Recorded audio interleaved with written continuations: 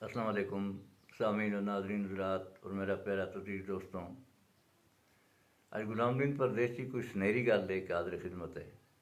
तो आओ सामीन सुना फिर ये सुनहरी गल।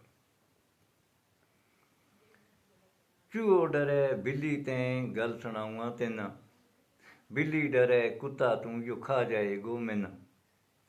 कुत्तो डरे भेड़िया तू, भेड़िया ना हाथी को डर, हाथी ना आदमी को डाडो खौफ ते शर। आदमी डरे बीवी तू, देख डर को माहौल, बीवी डरे फिर चुआते वाकई दुनिया गोल।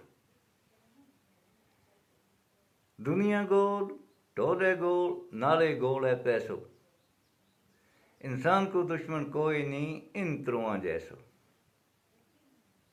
या फिर जानते जानो होगो या होगी रसवाई, वो इंसान कामयाब है जिसने इनते जान बचाई।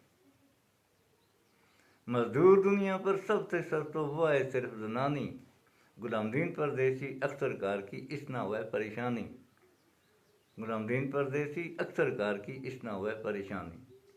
तो सामीन ये थी सुनहरी गल। जाता जाता मेरी गुजारिश है कि इस वीडियो ना लाइक और शेयर ज़रूर करियो और कमेंट लिखना ना भूलियो। बाकी मेरा पेज ना फॉलो करियो।